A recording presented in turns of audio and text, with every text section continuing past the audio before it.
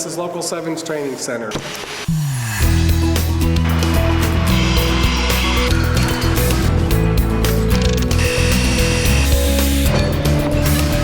This is our new training center that we moved into in April in 2009. A move that was needed for expanding the training center. And now we have 16,000 square feet of training space. Things are good. Will Crandall, first year apprentice. I enjoy what I do. I'm learning as I go here with welding. You're learning something new every day when you come into class. You're just pushing your skills and your abilities every day you come in. This is kind of like the plumbers and pipe fitters college. What happens here is you work during the day, 8 hours during the day, and then you come to school 2 nights a week to supplement your training in orbital welding, plumbing, pipe fitting, math, science. I work regular 40 hours a week, and then after I get done with work, I come here for my 3 hours for my training. It's important to make sure you do a good job because you're showing your work and showing your company's work and you're showing what the school does. They're starting to really develop their skills. They're starting to get more responsibility on the job. They're starting to see the light at the end of the tunnel, that school's going to be over shortly. They're starting to become more journeyman than apprentice.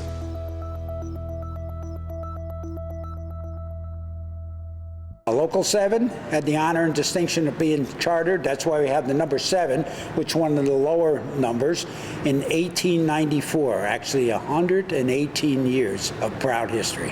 What sets the UA apart is its standard of education, standard of skilled workforce. I think they appreciate it, but they'll appreciate it more as the years go on and see just how much more they progress than a lot of their high school friends and neighborhood friends, because I think it's an excellent business. I don't think it's advertised enough out there. I've been going to school here for 34 years. I'm the oldest apprentice they have. The more certifications you have, the more you're worth to the contractor.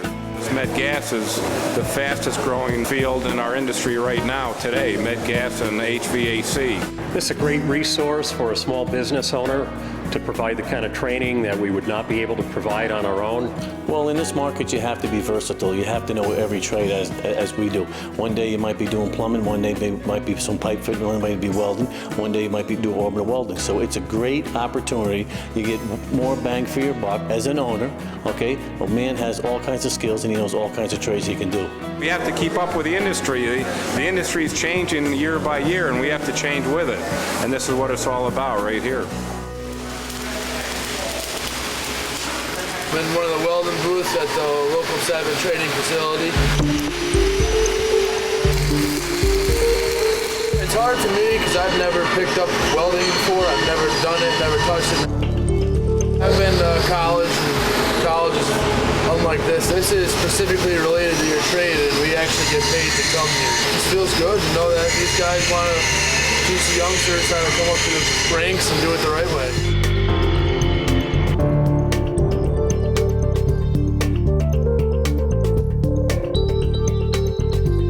Devin Romeo, I'm a journeyman. I think they have a better opportunity with much better equipment now that we have the bigger school. Everybody helps each other out. It's nice to have somewhere to come to learn, especially if you're lacking in a skill on a job that you realize that you can't do. You can always come here and learn how to do that part of the trade.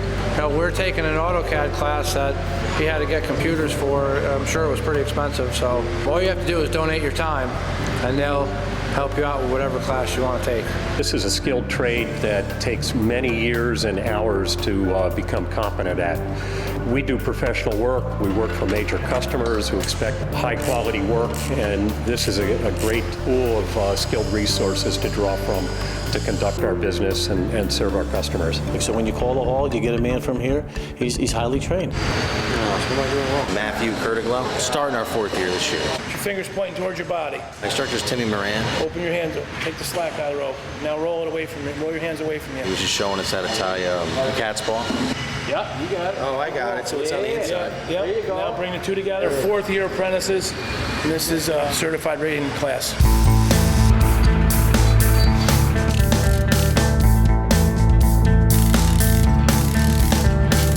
Class has been going very good. This is a great class. This is our first apprentice class going through this program. We've got 10 of them going through the program today, and everybody's doing well so far. Well, the guys are coming today to learn certification for rigging, which is important because a lot of our work is done with heavy equipment and stuff up in the air all the time. And so these guys are coming and getting their certification, which will allow them to be competent persons, learning what hand signals are important in the signaling cranes. Have rope and knot tying. What the guys are trying to do is become proficient at what they are. There's a lot of techniques that they've never learned. You know, they're just watching people do it in the past, practicing bad habits. You know, crane signals are very important out there. You'd be working around power lines or high pressure steam mains, and you're picking a load that's heavy and off balance, you can potentially have a problem there. I really didn't know too much about any of this before. I just knew up and down, in and out, and I wasn't really too good at it. And I was actually doing a lot of the rigging wrong until we found out what we're really supposed to do and how many shackles we're supposed to use per sling. A lot of things like that. I was actually doing everything wrong. I learned wrong right off the rip. I was glad they helped us out. Okay, rig. So by us fulfilling these requirements, that we're able to get our work back again. You get the satisfaction of knowing that you were taught the right way to do it, and it gives you a lot of knowledge out in the field. You know, education doesn't stop upon graduation. This industry is ever-changing. It's orbital welding, beginning orbital welding, and it's basically automatic welding, where you're taking a welding machine, which is a programmable computer. The operator has to program the computer in order for it to weld pipe. We're simulating an actual semiconductor clean room or a pharmaceutical clean room, so they get hands-on experience. There's a lot of rules that come with a clean room, how to proper protocols, procedures. The tubing that we're installing and welding on is high purity tubing. The systems are high purity systems where everything has to be 100% pure and clean. So after the systems are welded, they're tested to 200 parts per billion, and there can't be any type of contaminants in it. So they're learning how to do high purity installations and welding. We have a lot of companies in this region now with the Nanotech Complex on Fuller Road, Global Foundries up in Saratoga. There's a constant demand for what we do as plumbers now. None of us can actually believe that we're doing what we do today. So we've gone from heavy industrial pipe, lots of sparks and stick welds, to automated programs and welding systems. Just to build this training facility, to have a room like this, to actually have the environment to do it, keeps us top on our game, and we make the best out of the best out of here. The students come in and they leave here experienced to go into these places and perform what's expected of our union. Once you get out there, you're going to know. You're going to know what to do, how to do it right. I really don't ever expect to stop learning anything in this, and I just hope I keep learning something new every time. The UA offers the most well-trained, highly educated in the industry, in the world, really, you know, and I'm proud to be a part of that. That's kind of how we've set it up for the last 40 years, is actually there's an hourly contribution to our training fund, which makes sure that we have future journeymen to, you know, keep the ball rolling.